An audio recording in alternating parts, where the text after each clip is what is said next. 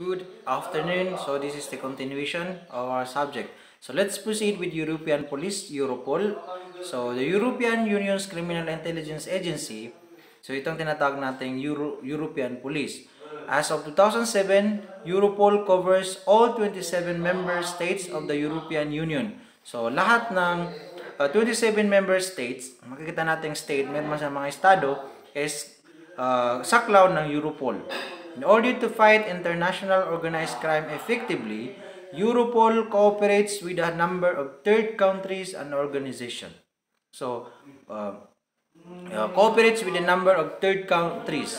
So, nakikipag-cooperate sila sa mga third countries, ang tinatawag natin na mga country na not well civilized. Halimbawa, hindi maganda yung kanilang mga infrastructure, for example. So, yan ang sinasabi nating Euro Police para mission and vision nila. So, meron tayong functions.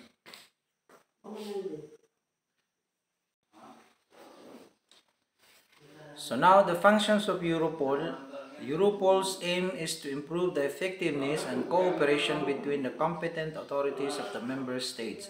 So, ito yung sinasabi natin dati na meron tayong decentralized law enforcement at saka centralized law enforcement. So, halimbawa ang European, so meron din silang mga states, isa-isa. So, ang kagandahan dito, unlike sa US na ang kanilang state is paiba-iba, decentralized ng kanilang pamamalakad ng batas, polisiya. So, sa Europol is centralized.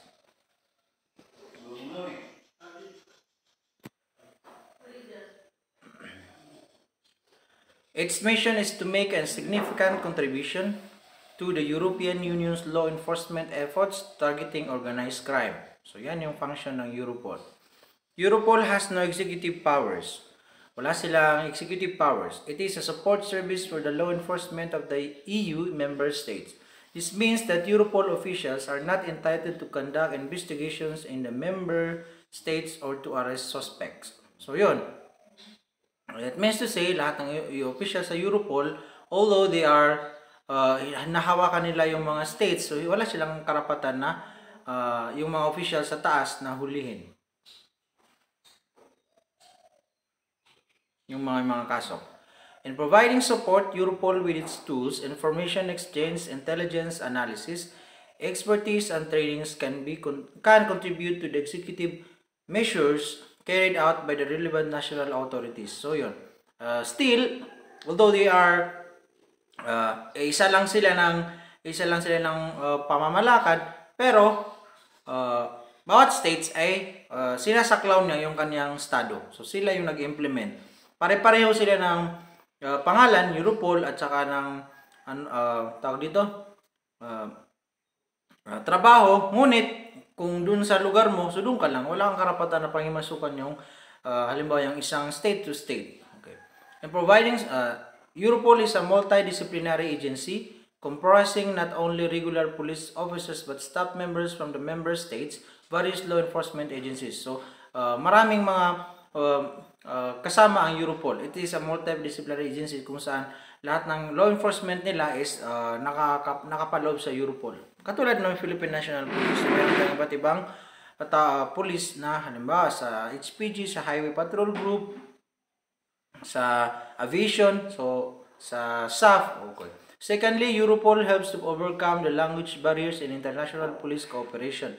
So, sa Europol is tinitingnan nila kung paano matututo yung kanilang mga police members o magkakaroon ng mga members na iba-ibang lingwahe para matutunan sila makipag-communicate with the other law enforcement bodies ng iba't ibang lugar. Any law enforcement officer from a member state can address a request to their Europol national unit in his or her mother tongue and receive the answer back in this language. So, yun. Ang lahat ng bawat law enforcement officer nila is ini-inform o nagre-request sa Europol ng kanilang mother tongue gagamitin. Katulad natin, Pilipinas. Sa limbawa sa Pilipinas. 3 different levels of cooperation are responsible. The first one is technical cooperation or to provide training. Okay, sa training, so yan yung cooperation nila. At strategic cooperation aim to at in exchanging general trends in organized crime and how to fight it and the exchange of threat assessment. So, nagpapalitan ng sa cooperation is nagpapalitan lahat ng state nila, nagpapalitan sila ng informations o gaano na ka-innovative, gaano na kaganda yung pamamalakad ng mga organized crime para ma-detect at saka malapatan ng lunas. The top level of cooperation includes the exchange of personal data, information requires the fulfillment of Europol standards in the field of data protection and data security. So yan yung 3 levels operation are responsible.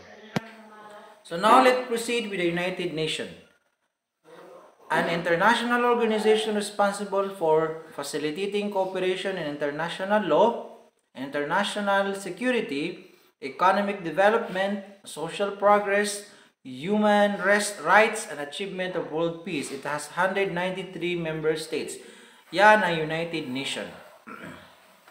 United Nations, mayroon siyang 193 member states. Kaya makikita ninyo, pati sa lahat ng ipinapatupad ng batas sa isang lugar, sa isang country is in consonance with the in consonance with the implementing rules of the United Nations. So katulad sa halimbawa sa kulungan. So lahat ng treatment, punishment na bibigay dapat under sa United Nations na international implementing rules and regulation, IRR.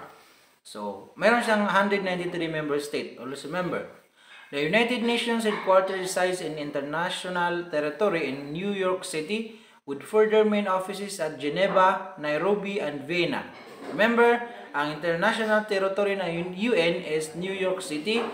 Tapos, ang main office niya at Geneva, Nairobi, and Vienna. The organization is financed from assessed and voluntary contribution from its member states. So, meron tayong 6 official languages ng United Nations. We have Arabic, Chinese, English, French, Russian, and Spanish. So remember this one because pagdating sa board exam, for example, tatanong diyan, what are the 6 official languages? Or the following are the official languages of the United Nations except. So kapag wala diyan yung wala diyan, hindi belong, so yun ang sagot halimbawa. Okay, the 6 principal organs of UN. So meron silang 6 principal organ. We have General Assembly, the main deliberative assembly. So yan yung General Assembly. Security Council for deciding certain resolutions for peace and security. Economic and Social Council for assisting in promoting international economic and social cooperation and development. Secretariat, okay, for providing studies, information, and facilities needed by the UN. International Court of Justice, the primary judicial organ. United Nations Trusteeship Council, which is currently inactive. So, yan yung organ ng United Nations. Hindi tatakbo ang United Nations kung wala ang mga principal organ na ito. Okay, we have other prominent UN system agencies. So, ito, parating natin nakikita. The WHO, World Health Organization, World Food Organization, WFP, United Nations Children's Fund, UNICEF. So, kung makikita nyo, kapag hindi bilong ang country sa 193 members ng UN, so, napakalabo na magkaroon sila ng tulong mula sa World Health Organization o World Food Program o United Nations Children's Fund. The UN's most visible public figure is the Secretary General. Okay. Siya yung pinaka-visible figure na nakikita parate. Currently, Ban Ki-moon of South Korea who attained the post in 2007. So now, I don't search natin kung sino yung current na Secretary General ng United Nations. We have the organization. 4 of the 5 principal organs are located at the main United Nations headquarters located on international territory in New York City. Okay, so yung 5. The International Court of Justice is located in The Hague, while other major agencies are based in the UN offices at Geneva, Vienna, and Nairobi. Other UN institutions are located throughout the world. So, scattered yan sa lahat ng 193 countries. So, now let's proceed with the Interpol. So, International Police is the world's largest international police organization. Remember, it was established as the International Criminal Police Commission, ICPC, in 1923 and adopted its telegraphic address at its common name in 1956. So, 1923, naging na-establish, tapos in-adopt ang telegraphic address, common name in 1956. Remember the two years. It has 190 member countries. So, I don't know if updated na siya, pero ang nasa libro is 190 member countries. It facilitates cross-border police cooperation, border by border, halimbawa, and supports and assists all organizations, authorities, and services whose mission is to prevent or combat international crime. Halimbawa nito, when Menswari was arrested at Malaysia, so nagtulong-tulong yung tinulungan ng Malaysian government ang ating kapulisan para mahuli siya sa Malaysia at saka ma-turnover sa Pilipinas. Interpol structure is composed of the following. So meron tayong structure niya, ito yung mamaniobra para sa Interpol. General Assembly, yan yung nasa taas. Executive Committee, General Secretariat, National Central Bureaus, Advisors, the Commission for the Control of Interpol's Files. So, let's proceed with the General Assembly.